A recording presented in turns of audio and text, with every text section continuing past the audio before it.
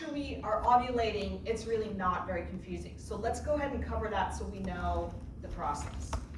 Notice that this is what it actually looks like. The whole thing is quite strangely alien to me.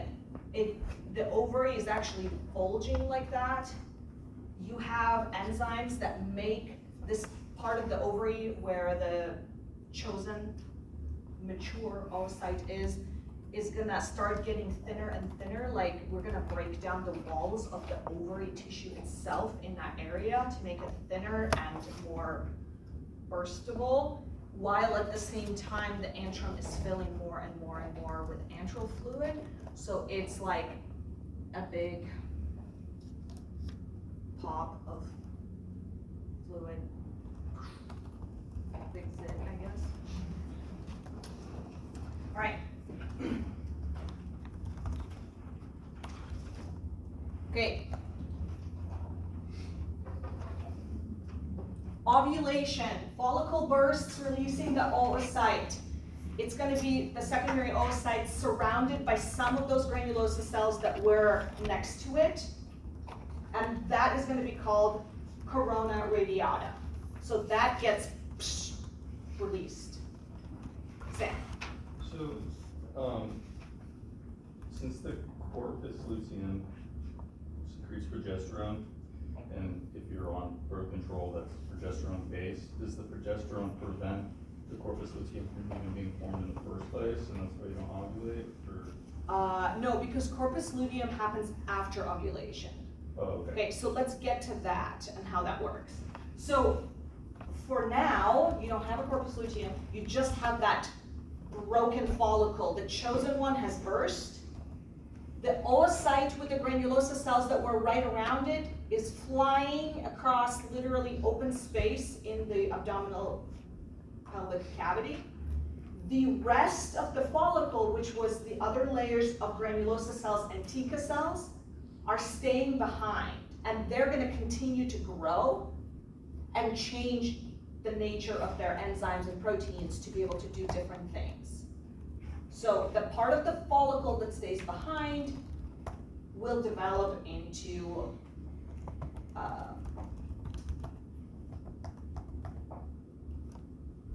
what were we just talking about? The corpus luteum, thank you.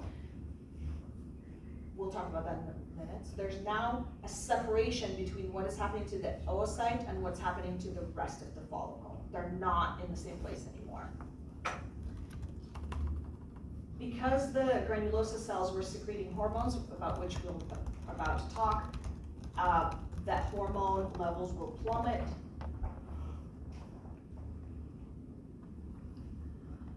These hormones that are secreted by corpus luteum, or the granulosa cells that stay behind, are going to inhibit the next cohort from developing into a mature follicle.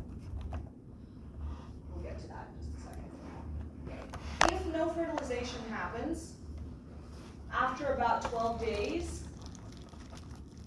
the corpus luteum will break down, meaning the rest of that follicle that had been chosen and burst is going to break down, and it's going to remove the feedback inhibition on anterior pituitary, and it's going to resume the next cohort to be doing everything we've just talked about. So just a reminder that we're not talking about all of the timeline, and that it takes about half of a year to develop, but we're going to focus on the last 28 days to keep it in the cycle. Okay, look at the top half of this, which shows you the folliculogenesis and hormone levels. And we're going to work on that in just a couple of minutes.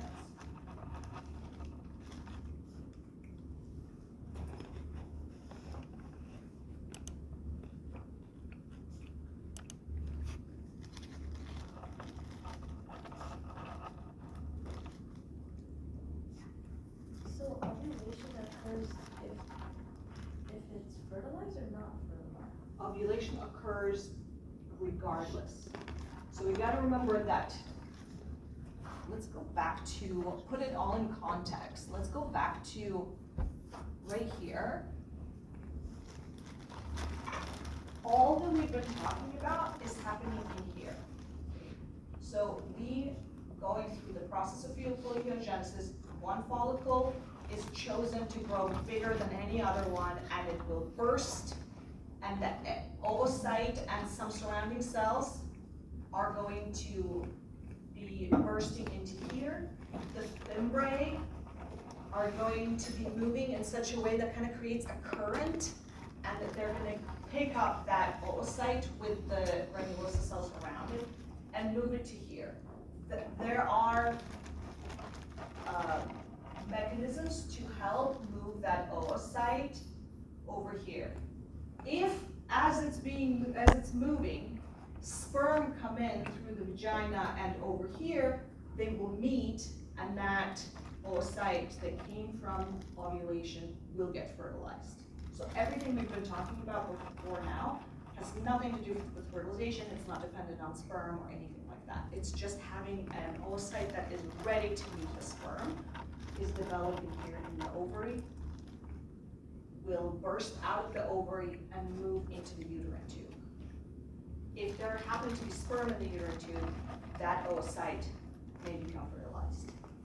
I guess I was thinking that ovulation happens when it's not fertilized. So it's, Ovulation happens regardless. If it's not fertilized, then you have menstruation. Does that make sense? So if the egg doesn't get fertilized, then we have bleed and the period, right? But if it does get fertilized, then you don't bleed. Why do we bleed? We have not talked about that because that is a cycle that's occurring here at the same time as what we've been talking about here. There are going to be two different processes. We've only focused on preparing the oocyte. We have not talked about preparing the uterus. Does that make sense? So I think we often think of, oh, if fertilization doesn't take place, we have a period. But that is not directly related to ovulation. Ovulation happens every month unless you're pregnant. Does anybody have anything to add? Because maybe I'm not understanding the question well. Alex? I have two questions, or Yeah. like one statement. So think of it like when, you know, there's like the like, I don't wanna say organic way, but like if you're not gonna take birth control and there's like a specific window where we're like, we can get pregnant, the odds are high, but then there's another portion where you're like, you're probably fine. It's like that each month for us, we will be ovulating, and we don't wanna be having sex in that period if we're not gonna be safe, because the odds are high that the sperm during ovulation meets, then most likely we would be getting pregnant. So each month we have it. But So each month you have just a few days, like 3 days, that you could get pregnant, technically. The other days of the month, you're not gonna get pregnant even if you are having sex. And then secondly, when we're ovulating, when we get cramps during ovulation, is that because it's bursting, or is that just because our body's like shifting around? Yeah, so for some women, you will have kind of a sharp pain during ovulation, but the cramping is mostly due to what's going on in the uterus. And it is parallel and for the same purposes, like preparing to get pregnant, but it's not the same cycle, and we haven't talked about the uterus yet. So ovulation kind of encompasses from release of the ovary to a hypothetical implantation, and then everything after that's like menstruation.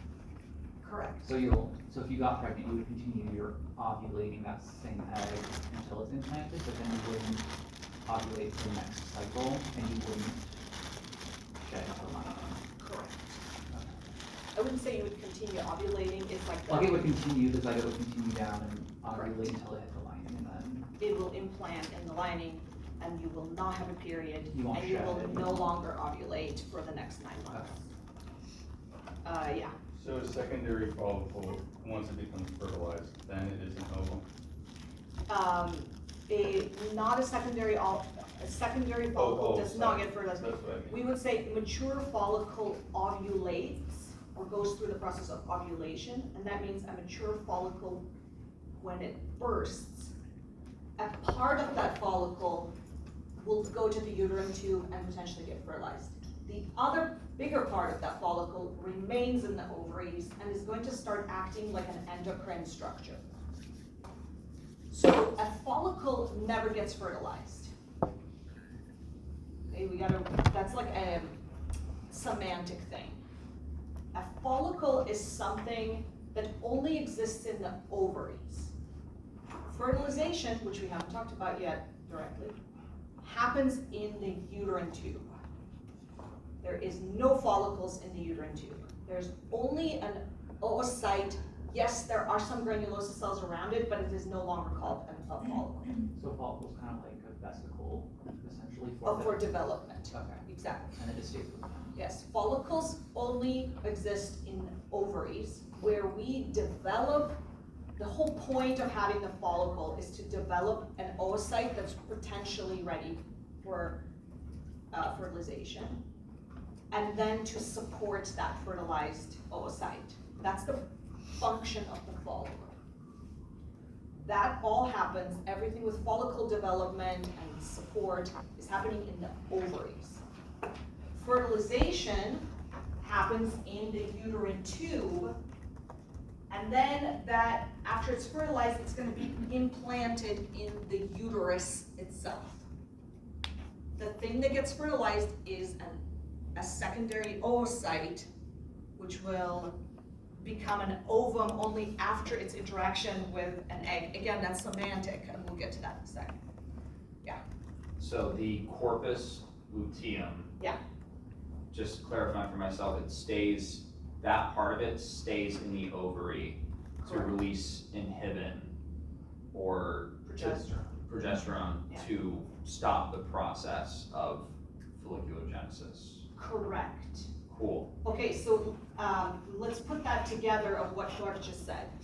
In here, you've got, we have two of these, but in here, you've got the eggs and the inside of follicles developing at various stages. If you were to cut open I don't know if I'm fertile right now or not, but like, if I'm generic, if you were to cut open my ovary, you would see a bunch of primary follicles and then follicles at different stages, and there would potentially be a handful of antral follicles, and maybe if I'm close to ovulation, there is one that's about to burst.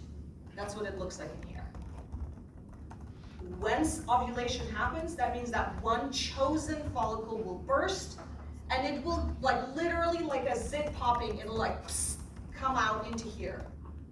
The fimbriae of the ovarian tubes will kind of sweep it up, or not. They're not always successful. Sometimes it just falls and degenerates in there.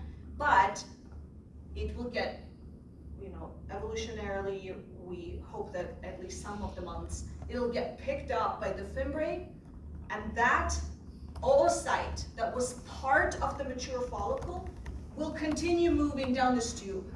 The rest of that mature follicle that just ovulated stays in the ovaries as it kind of heals over. The part that burst is still there. Like, all those cells are still gonna stay here, and they're going to secrete hormones to support the moving oocyte and potential fertilization. How do they do that? We're gonna see, but they're gonna secrete hormones into the bloodstream. It's gonna circulate around the whole blood and come to the uterus. Those hormones are gonna affect the nature of the uterus, so it's ready for implantation. We have not gotten to that yet, but I want you to understand where the follicle is developing, where it's bursting, versus where the egg is traveling to after ovulation. Those are good questions. Yeah. I guess that was my clarifying question, if ovulation happens before, if it does get fertilized. It's still technically ovulating while it's fertilized, but then you won't ovulate the next month. So tell me one more time what your question is? I think what you're asking is if fertilization happens before or after ovulation. Is that what you're asking? Yeah, so ovulation happens before fertilization. Yes. Yes. Ovulation is the release of the egg, so it's in the right place to be fertilized, so it has to happen before fertilization. If it gets fertilized, then next month, there will not be a follicle developing into one that's ready to ovulate. And there wouldn't be anything first. There would be nothing to burst, yeah. So so let's say it's September, burst, egg is traveling, oh, sex happened, sperm fertilized, we are gonna learn what happens with that, and it's like, oh, it's now growing into a baby. That means that in October, there will be no bursting, no ovulation, right? As long as that embryo is developing in here, it's gonna stop ovulation. It's gonna arrest it in the stages that it's in hormonally. Abby? Just to clarify, ovulation is specifically the bursting of the oocyte coming out of the ovary.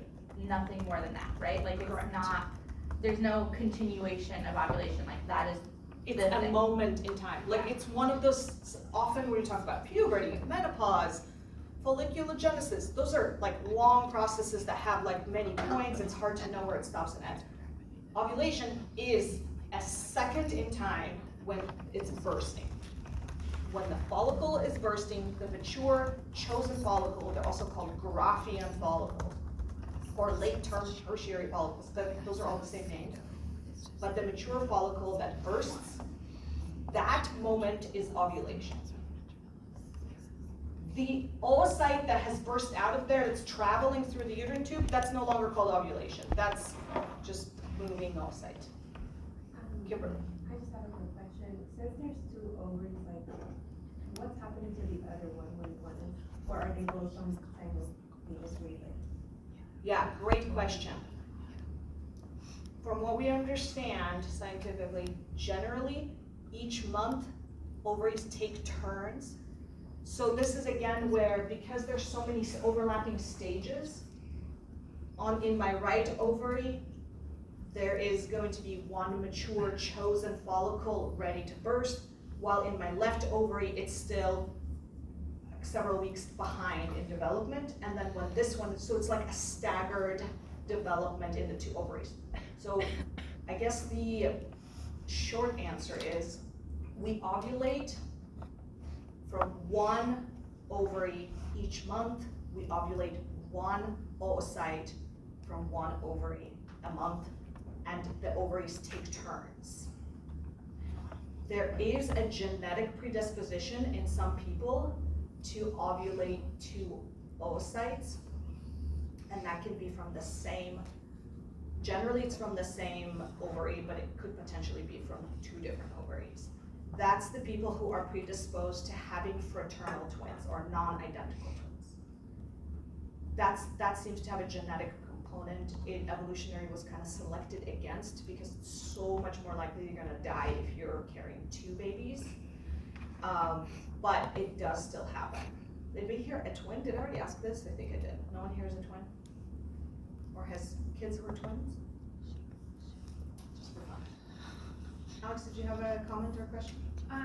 But like when people are doing like collecting eggs for like in vitro, when we hear that they got it from both ovaries, or like they collected eggs from both ovaries, that means that there's enough mature eggs within each ovary. So like, Yeah.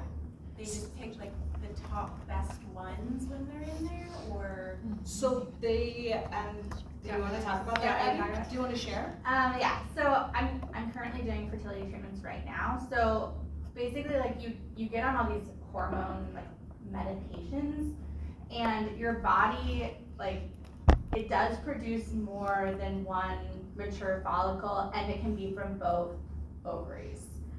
So they like usually Clomid, you take all this Clomid for a couple of days, 5 days usually, and then they'll go in and do an ultrasound and they'll see how big those follicles are, and then they can take the most mature ones from that time period.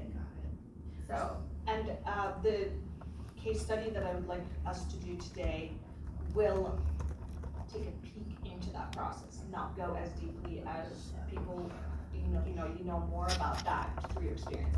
The point is that we have these really fine-tuned mechanisms of hormonal control to select the chosen one mature follicle to be able to ovulate.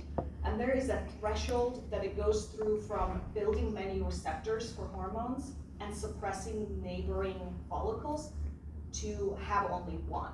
But if we can manipulate those hormones just a bit through medication, you actually end up in parallel stimulating multiple mature follicles into developing, just because you are not It's like there's no diminish of the FSH. yeah, and you have plenty. It's not like there's only a certain burst of hormones and whoever can sequester it the fastest develops and the rest will just die off. If you have plenty of the hormone, there's not a deficit, then that process doesn't seem to be like one versus none. It ends up being enough to develop way more. So you do end Like a up, whole cohort. you potentially can get a whole cohort in each ovary, because you are overstimulating it with hormones, which is an incredibly difficult process for people to go through, because those hormones, that we have receptors for those hormones in places other than the granulosa cells and T cells, and so it affects a person. it's also really, really cool to see. Like, I wish that I could like snap a video and like, cause I literally just did the ultrasound 2 days ago. And so like I have like 6 or 7 in each ovary that were not mature, not ready yet, but like, they're like, it's They're really, antral, you can see the antrum, right? yeah, like you can see, it's just a really cool, I don't know how to like describe it, but it's fun. Yeah, that's amazing. It's incredible what we can see. So we kind of have an idea now what's happening in the ovary or ovaries. And it's all overlapping and it's very complex, but what we want to know is like the general step by step. And if you go into reproductive medicine or a field of medicine that deals with this, you will learn a lot more and how nuanced it is, right? Right now we're trying to simplify it. I know it still doesn't seem very simple, but one thing that I want to get into here before I let you have a break in a moment is that right here, we're showing that, obviously it's saying like day 0, but it's not true. This primary follicle will have been developing for months. We're just not showing that, okay? You can see that there is like a relatively-ish steady supply of luteinizing hormone, and FSH, it's also somewhat steady. At ovulation, we have a spike in both hormones. We're gonna come back to what each one is doing. And then again, pretty steady decline. What is the first day aligned to when we're talking about the menstrual cycle? This stuff, if you're a person with ovaries and a uterus, you don't really know what's going on in here. You can't feel it, there's no like really obvious outward symptoms. However, from the dawn of man or woman, I should say, people are aware that there's blood coming out of their vagina. So when people started studying this, they were first interested in the uterine cycle, what's happening in the uterus, because one day out of the 28, bleeding begins. So we named that day the first day of the cycle because it's an obvious change from no blood from the vagina, now blood's coming out of the vagina. So we're gonna say that's day 1 because it's really easy to point it out. In real life, it's actually not so super easy, but easier than picking up another spot. So as you are beginning to menstruate, meaning blood is coming out of the vagina, a next cohort is starting to develop. This means that you did not have implantation happening, that a oocyte from the previous cycle was not fertilized. So this is a consequence of previous cycle not resulting in pregnancy, right? What is happening to your uterus is that stratum functionalis, or that most internal layer, is going to break down. The blood vessels that supplied nourishment to that, as well as the glands that were supplying basically sugars to the uterus lining, are gonna all break down, and they're gonna leave out of the body because we don't need it. Oh, I was gonna put a meme in here, but I forgot to put it. There's a meme I saw that I really love. I'm not really into memes that much, but one where it was like a cartoon of a inside supposedly of a uterus, and it was like, welcome, you know, baby, but it's got this angry cartoon thing that's like, grah, and it's like ripping out all the decor. It's like your uterus was really prepared for this implantation, and when it doesn't happen, it just like rips it all down, throws it out. That's what menstruation is. Where's the disconnect with after you just had a baby and there's still the possibility of you ovulating but not menstruating and then getting pregnant? So this is the disconnect, is that menstruation happens after ovulation, right? So if a person who has just had a baby is having intercourse, they may fertilize that very first cycle that is ovulated before they've even had a period. And this is sometimes happening to people who are like, oh, if I'm breastfeeding, I'm not gonna get pregnant. That's not a sure thing, it's a gradation. So it's definitely a risk for people who had a hard time getting pregnant the first time. They're like, there's no way I could get pregnant, and then like 3 months later, they're pregnant again. That's a possibility. Okay, there's a lot more going on with these hormones and the uterus, but let's take a 10-minute break because it's been a long time. And I'm gonna grab the case study from the printer, and I'll see you here at 10:37. 10:37.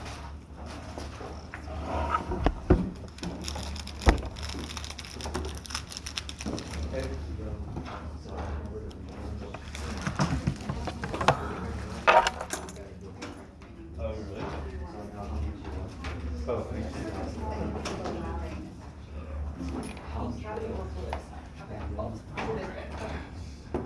One more question for you as well. It says which of the above results after penetration occurs. Of these steps, it would be both of them, correct? Wait, there's a question.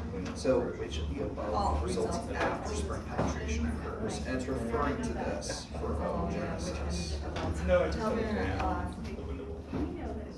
ovum, yes, But just. yes, yes.